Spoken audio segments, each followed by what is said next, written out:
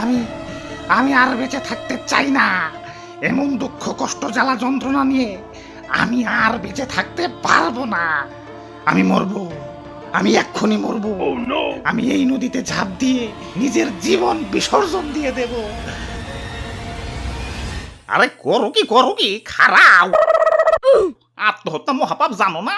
আত্মহত্যা করলে তো ডাইরেক্ট জাহান্নামে যাইবে।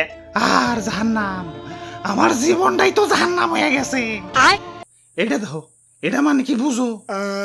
এটা মানে তো কোনো কিছুর উন্নতি হইতাছে, উন্নয়নের গ্রাফ। এটা তাই তো দেখা যায়। হ্যাঁ, তোমাকে মতো এটার আমি উন্নয়ন ভাইবে এত বছর চুপ আছিলাম, পরে রিসার্চ করে দেখি এটা তো উন্নয়ন না, এটা তো বেকারত্ব দিন দিন বাড়তাছে। এটা তো দ্রব্যমূল্য দিন দিন রকেটের মতো উপরে উঠতাছে। এটা তো ট্রাফিক জ্যাম দিন দিন চরম হইতাছে। খুন, ছিনতাই, ধর্ষণ, চাঁদাবাজি এগুলো তো কন্ট্রোলের বাইরে চলে যাইতাছে। আর দুর্নীতি, মাশাআল্লাহ, সুবহানাল্লাহ, এই দুর্নীতির কথা যত কম যায় ততই ভালো। আত্মসম্মান বোধ বলে তো কিছু আছে নাকি?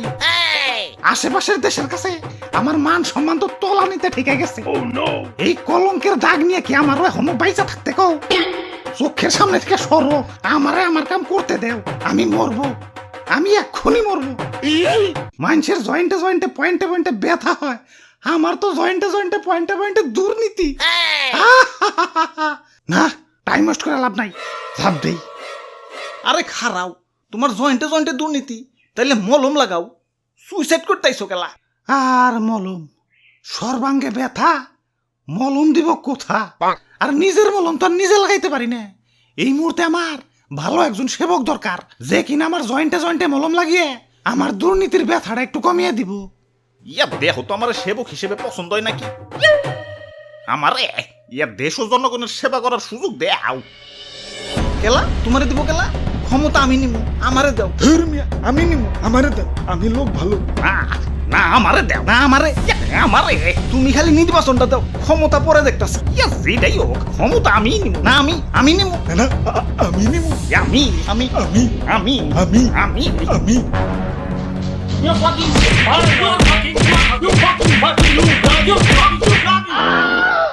আচ্ছা মারামারি করে লাভ নাই, যোগ্যতা ধামো মাঠে। আমি 10,000 মানুষ নিয়ে মিছিল করুমু। আমি পারি না, আমি 11,000 মানুষ দিয়ে মিছিল করুমু। আমি বাদ থাকো মুখে। আমি 12,000, আমি 13, আমি 14, 15, 16, 17, 18, 19। আপনারা যত করবেন তার চেয়ে বেশি। তোরা কি শুরু করছস? আমি না মরতাছি আর তোরা আমার এনে কারাগারে শুরু করে দিছস। আর এই যে এত মানুষ নিয়ে যে কাহিনী করবি, টাকা পাবি কনে? কই থেকে আবার? সাদা থেকে। ইয়ে মানে সাদ, আজকে আকাশে সাদ ওঠে নাই। আচ্ছা ধরলাম কোটি টাকা খরচ করে শোডাউন করবা, আরো কোটি টাকা খরচ করে নির্বাচনী প্রচারণা করবা। কি আর হইবে? বড়জোর মন্ত্রী, এমপি, প্রধানমন্ত্রী। সেদিন গবেষণা করে দেখলাম একজন প্রধানমন্ত্রীর বেতন ভাতা মিলিয়ে মাসিক ইনকাম 3 লাখ টাকা, আর এমপির বেলায় সেটা 1.5-2 লাখ। এখন এই 1.5-2 লাখ টাকা বেতনের জন্য এত হাঙ্গামা কেন? আর ক্ষমতা তো মাত্র 5 বছরের জন্য।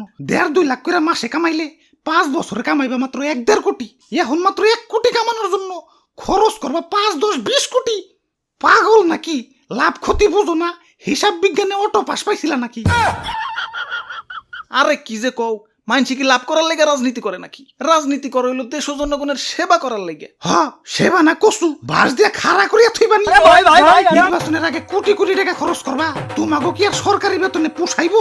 পরে তোমার উন্নয়নের বাজেটে নজর দিবে। পরে দুর্নীতি তো কমবই না, উল্টা আরো দুর্নীতি +B হলুস করে রয়ে যাইবে। না ভাই, যা করবার আইছি তাই করি। আমি মরি গে। রেডি? 1, 2, 3। কিরে মরি না কে? আরে তোরা কারা? আমরা জনগণ, আমরা তো আপনারা এইভাবে মরতে দিতে পারি না। আমরা আছি আপনার সাথে। যাক, এখন তাহলে একটু বাঁচার স্বপ্ন দেখা যায়।